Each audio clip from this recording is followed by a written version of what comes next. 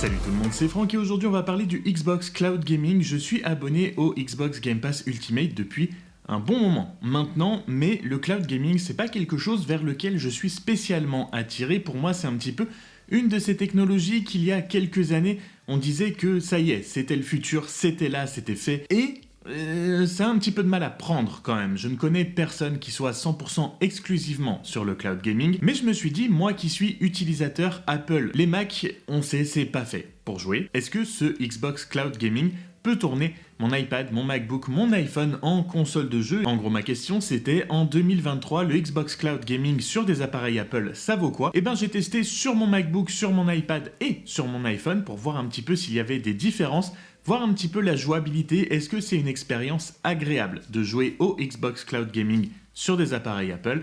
On va commencer tout de suite avec mon MacBook Pro. Je suis allé sur xbox.com/play et là on se retrouve comme si on était sur l'application du Game Pass avec tous les jeux qui sont disponibles en cloud. Tout le catalogue n'est pas là, mais il est quand même plutôt pas trop mal fourni. Et concrètement, c'était plutôt pas mal. Les jeux se chargent très rapidement, on a les sauvegardes même si on a désinstallé les jeux sur la console, et c'était une bien meilleure expérience que dans mes souvenirs d'il y a quelques mois, voire même peut-être quelques années, avec très peu, voire pas de freeze d'écran. Vous savez, l'écran qui va s'arrêter sur une image et reprendre 1 ou 2 secondes après, le temps que le jeu se charge entre guillemets. Et surtout, en termes de latence, je jouais donc avec ma manette Xbox. Vous n'êtes pas obligé de jouer avec une manette Xbox, vous pouvez même utiliser une manette PlayStation si vous avez envie. Et en termes de latence, c'était vraiment pas mal. J'ai vraiment été très surpris parce que la latence est présente. C'est pas instantané, c'est pas aussi bien que sur une console ou sur un PC. On fera pas du compétitif avec parce que on la sent toujours un petit peu, mais pour une partie solo, on fera pas du multi,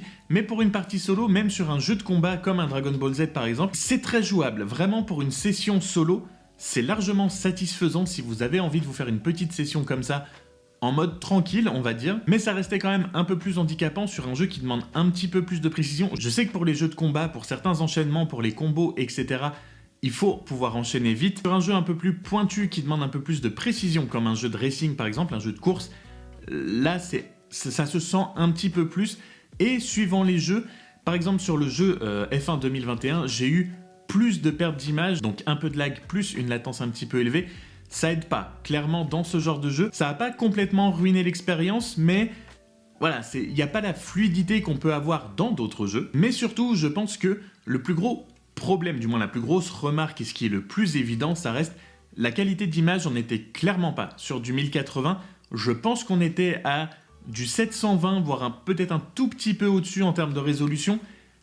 C'était pas très très beau. Pas votre PC, c'est pas votre console que vous avez branchée sur votre super écran gaming, etc. En termes de qualité d'image, on n'était pas sur quelque chose d'incroyable, clairement. Donc vous allez me dire, 1080, 720, c'est pas non plus atroce. Non, c'est pas atroce. Il faut pas avoir envie de jouer à un jeu réputé pour être extrêmement beau graphiquement ou avoir envie d'avoir une expérience de jeu hyper belle. En termes de résolution et de qualité d'image, on est vraiment en dessous quand même. Du coup, je me suis dit que sur mon iPad, peut-être qu'avec un écran moins grand, une image un petit peu plus condensée, ça se verra un petit peu moins. J'ai un iPad Air 4 de 10 pouces, donc un écran de 9,7, on va dire 10 pouces. Ça se voit un petit peu moins, mais les artefacts et la qualité graphique moindre restent quand même assez visibles, c'est toujours quand même présent. On a toujours de la pixelisation, etc. Mais voilà, le fait que ce soit un tout petit peu plus petit, un peu plus condensé, ça se remarque toujours, mais un petit peu moins quand même. Les jeux se chargent toujours extrêmement rapidement en termes de fluidité, tout ça, on est sur exactement la même chose que sur mon MacBook Pro. Mais en termes de latence et de réactivité, ça a été un petit peu différent puisque ce n'était pas du tout linéaire, c'était pas du tout la même expérience forcément d'un jeu à l'autre. J'ai testé par exemple Battlefront 2 qui est quand même un gros jeu, très beau de base quand on le joue sur PC ou sur console. Et encore une fois, il n'y avait pas de saccade, il n'y avait pas de ralentissement du jeu en termes de fluidité et on va dire de crash, tout ça. C'était nickel, il n'y avait pas de problème, mais la latence était quand même très très importante, ce qui rend l'expérience sur ce jeu-là spécifiquement très compliquée. C'est très compliqué de passer un bon moment sur Battlefront 2 en cloud, du moins de ce que j'en ai expérimenté. Voilà, ça a été très compliqué, puisque je suis même mort par des IA plusieurs fois, tellement, voilà. La latence plus importante rendait le jeu un peu lourd et un peu tout mou. Quand on voulait viser, c'était très long. Bref, ça, c'était extrêmement compliqué, alors que par contre, quand j'ai testé Ori and the Blind Forest, là, je n'ai eu absolument aucun problème. La réactivité, c'était quasi instantané. pareil, pas de perte d'image, pas de saccade, rien en termes de fluidité, on était vraiment sur quelque chose de très sympa. C'est un jeu qui va évidemment pas du tout demander les mêmes ressources, donc le jeu était beaucoup plus beau, le jeu était beaucoup plus fluide. La latence, voilà, j'appuyais sur le bouton pour sauter, ça saute, il n'y a pas de problème. Donc on est vraiment sur des expériences vraiment pas du tout comparables entre deux jeux sur le même service. Mais malgré ça, je trouve que l'iPad est pour moi le meilleur produit pour pouvoir profiter justement du cloud gaming, parce qu'on est sur une taille d'écran qui reste quand même agréable pour pouvoir jouer à un jeu. On est quand même sur un écran assez grand, tout en étant sur un produit qui peut être transporté hyper facilement. On le met dans un sac à dos, c'est beaucoup moins lourd, beaucoup moins encombrant, etc. qu'un ordinateur par exemple. Et enfin pour finir, j'ai testé le Xbox Cloud Gaming sur mon iPhone 13 Pro, donc un écran de 6,1 pouces. Mais comme on est sur une taille d'écran vraiment pour le coup là beaucoup plus petite, ça passe un petit peu mieux. Ça se remarque un petit peu moins, on y fait un petit peu moins attention. Donc oui, c'est toujours là, c'est toujours présent, mais c'est un peu moins rebutant, on y fait moins attention que sur un iPad ou sur un MacBook. C'est pas ça qui va entacher vraiment purement l'expérience. Ce qui me gêne plus personnellement, c'est la taille de l'écran, où il y a quand même des jeux qui sont beaux, il y a des jeux qui méritent d'être joués sur des grands écrans pour pouvoir en profiter un maximum. Et jouer sur un téléphone, sur un écran de si petite taille, de 6 pouces, je trouve ça plus compliqué d'apprécier un jeu et de vraiment rentrer dedans quand on voit pas grand chose tant c'est petit en fait. Et enfin, sans grande surprise, on est sur le même service, donc l'expérience est quasiment la même chose que sur iPad ou sur Mac. La latence est convenable et restera jouable pour un jeu solo en petite session chill comme ça, en mode voilà, si on veut vraiment juste se faire une petite session pour se détendre un peu sur un jeu solo. Mais il faudra en profiter très vite puisque ça draine très fortement la batterie de votre téléphone, donc à moins que vous jouiez branché sur secteur pour que vous le rechargiez en même temps.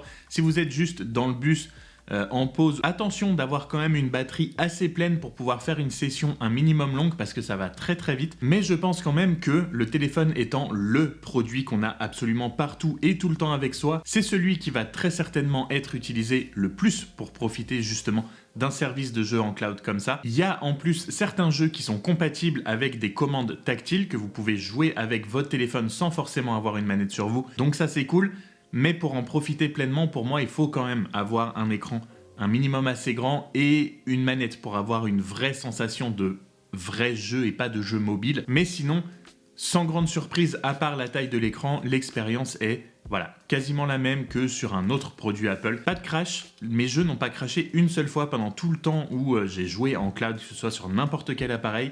Je n'ai pas eu de temps de pause à l'écran avec un espèce de petit chargement qui va me faire reprendre plus tard et louper quelques secondes de jeu. Donc, en conclusion, même si Xbox précise toujours que le Xbox Cloud Gaming est en version bêta, c'est absolument marqué partout, vous verrez toujours cette petite mention de bêta. On est sur quelque chose de beaucoup plus stable, beaucoup plus solide et vraiment beaucoup mieux fini et beaucoup plus abouti que la version que j'avais testée il y a vraiment un moment maintenant qui était beaucoup plus buggée et beaucoup plus difficile à apprécier. Le catalogue, bien que ce soit pas à 100% le même que ce que vous avez sur le Game Pass, reste quand même plutôt attractif. Vous avez quand même des très bons jeux, que ce soit les Halo, Forza Horizon 5, vous avez Assassin's Creed Origins et Assassin's Creed Odyssey, pour n'en citer que quelques-uns. Vous avez aussi plein de petits jeux un peu plus indépendants, moins gourmands.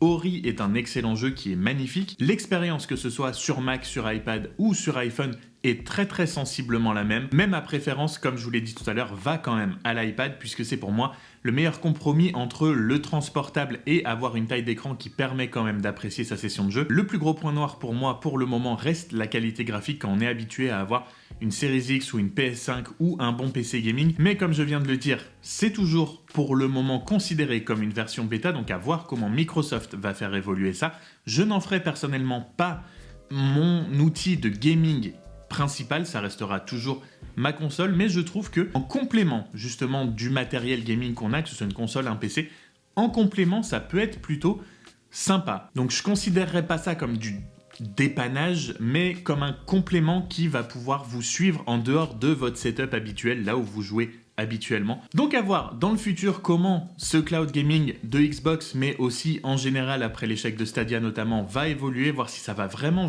s'installer comme quelque chose de sérieux et que beaucoup de gens vont adopter. N'hésitez pas à me dire dans les commentaires si vous êtes adepte du cloud gaming. Mais voilà, ce sera tout pour moi pour aujourd'hui. J'espère que cette vidéo vous aura plu et vous aura été utile. Si c'est le cas, comme d'habitude, n'hésite pas à t'abonner avant de partir, ça me fera toujours plaisir. Et sur ce, on se retrouve très vite dans une prochaine vidéo. Prenez soin de vous. Ciao.